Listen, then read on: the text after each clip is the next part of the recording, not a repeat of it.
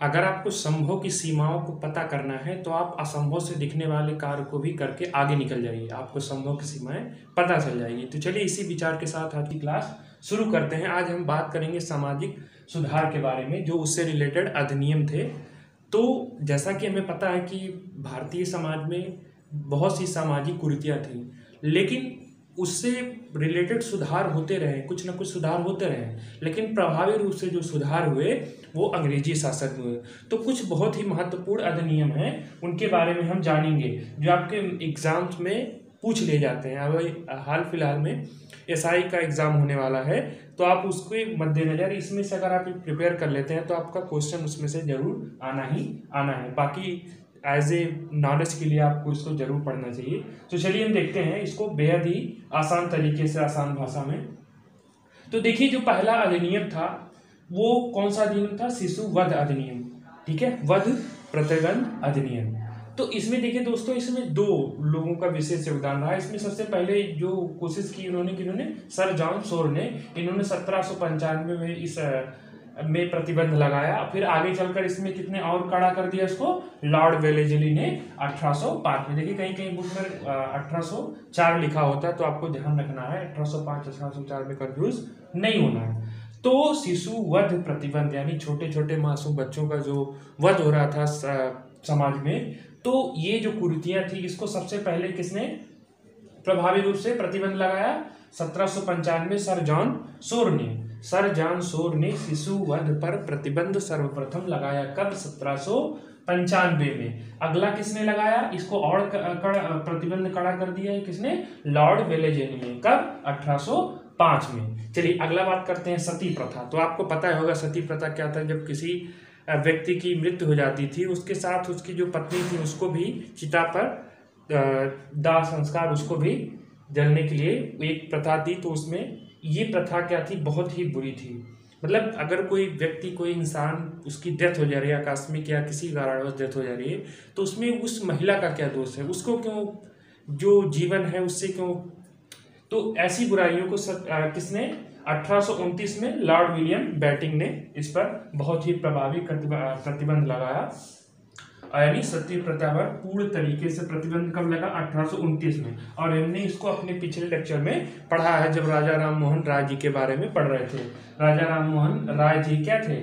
इनके साथ मिलकर इन्होंने इस सती प्रथा पर बहुत ही कड़ा प्रतिबंध लगा। अगला बात करेंगे दास प्रथा पर प्रतिबंध कब लगा? इसको किसने लगा? एलन बरो ने 1843 में। देखिए ये 1833 के चार्टर अधिनियम के द्वारा लगा। अच्छा, आपको पता होगा कि टोटल कितने चार्टर अधिनियम पारित हुए? देखिए टोटल 4 अधिनियम पारित हुए, चार्टर अधिनियम पारित हुए। कब कब? 1793, 20 साल बाद आ जाइए, 1813 में, फिर 20 साल बाद आइए 1833 में, फिर 20 साल बाद 1853 में। तो कुल मिलाकर कितने चार्टर अधिनियम पारित हुए? 4 अधिनियम पारित हुए। तो अब उन अधिनियम में क्या था उसकी डिटेल में हम बात करेंगे, अलग से लेक्चर में एक एक अधिनियम को देख लेंगे। तो ये क्या है, आपको बेहतरीन तरीके से प्रिपेयर कर लेना। एक बार फिर से देख लेते हैं। शिशु वध प्रतिबंध अधिनियम कब पारित हुआ? 1795 में। और दोबारा कब पारित हुआ? 1805 में, कड़ा उसमें सुधार करके। सर जॉन सोर इसमें रहे पहले पारित अधिनियम। गवर्नर जनरल, देखिए ये सभी गवर्नर जनरल हैं, और गवर्नर जनरल के बारे में भी हम पढ़ेंगे जो वायसराय और गवर्नर जनरल है। इससे एक क्वेश्चन जरूर बनता है कि अलग अलग शासनकाल में किस गवर्नर जनरल के शासनकाल में कौन कौन से सुधार हुए, इसके बारे में हम बेहतरीन तरीके से एक एक गवर्नर जनरल के बारे में पढ़ेंगे, जो बेहद ही इंपॉर्टेंट है।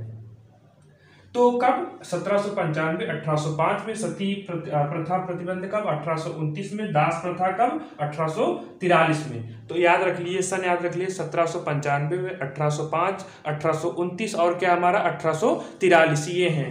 आपको याद रखना, सर जॉन सोर है, वेलेजली हैं, और कौन है? विलियम बेंटिंक और एलन बरो हैं। ठीक है, तो अब इसको भी याद रख लीजिए आप, एक एक रो मार्कर। शिशु वध प्रतिबंध, सती प्रथा प्रतिबंध और दास प्रथा पर प्रतिबंध। कुछ और है दोस्तों, उनके बारे में बात कर लेते हैं। तो कुछ ये बेहद ही आसान, आपको 2-3 बार इसको बेहतरीन तरीके से रिवीजन कर लीजिए और लिख लीजिए, आपका प्रिपेयर हो जाएगा। अपने अगले अधिनियम की जो बहुत ही महत्वपूर्ण है, तो अगला जो अधिनियम है हिंदू विधवा पुनर्विवाह अधिनियम रहा।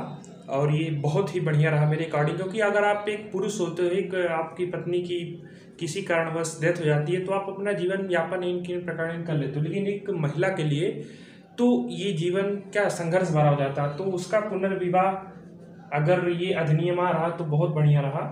तो चलिए, इसको किसने पारित किया? लॉर्ड कैनिंग ने। कब? 1856 में। ये क्या रहा? विधवा पुनर्विवाह की अनुमति। इस अधिनियम के तहत जो विधवा है वो पुनर्विवाह कर सकती है, इसकी अनुमति कानूनी रूप से प्रोवाइड कराई गई, उपलब्ध कराई गई। देखिए अगला बात करते हैं सिविल मैरिज एक्ट। इसी को नेटिव मैरिज एक्ट माफ कीजिएगा, एक्ट के रूप में भी जानते हैं। तो इसको किसने पास किया? नॉर्थ ब्रुक करके जो हमारे गवर्नर जनरल थे उन्होंने। देखिए कब? 1872 में। इसमें क्या हुआ? देखिए इसमें खास बात यह है कि जो लड़कियों की जो मिनिमम उम्र रही, यानी न्यूनतम जो आयु सीमा रही विवाह के लिए, कितना वर्ष कर दिया गया? 14 वर्ष निर्धारित कर दिया गया। और लड़कों का क्या? 18 वर्ष। और इसी में अंतर जातीय विवाह जो हमारा नेटिव मैरिज एक्ट रहा, इसी में उसको भी पारित किया गया, उसमें इसकी भी इजाजत दी गई। अगला बात करेंगे एज ऑफ कंसेंट एक्ट जो रहा, ये कब पारित हुआ? 1891 में। दोस्तों इसको किसने पारित करा? लैंसडाउन ने। और इसमें क्या हुआ? जो देखिए इसमें अभी तो इससे पहले वाला जो अधिनियम था 14 वर्ष, लेकिन इसमें कंसेंट के तहत क्या कर दिया गया? जो लड़कियों की उम्र है वो कितना निर्धारित किया गया? 12 वर्ष किया गया। तो बात कर लेते हैं अगले अधिनियम की जो बहुत ही महत्वपूर्ण है, आपने इसका नाम भी सुना होगा। कौन सा एक्ट है वो? शारदा एक्ट। देखिए इस एक्ट को पारित किसने किया? इरविन ने। कौन सा गवर्नर जनरल उस समय कौन था? तो आप बताएंगे इरविन। और ये कब पारित हुआ? 1930 में। अच्छा, इरविन वही हैं जिनके दौरान क्या राउंड टेबल कॉन्फ्रेंस यानी गोलमेज सम्मेलन जो हुए 3 हुए थे, इन्हीं के शासनकाल के दौरान हुए थे। तो देखिए इसमें इनकी हुआ क्या? तो इससे पहले जो अधिनियम था उसमें हुआ क्या था कि 12 वर्ष से कम महिलाओं की या बालिकाओं की शादी पर प्रतिबंध था, लेकिन वो बढ़ाकर कब कर दिया गया? 14 वर्ष। और लड़कों की कितना? 18 वर्ष। किस अधिनियम के तहत? फिर से शारदा एक्ट के तहत ये वापस कर दिया गया।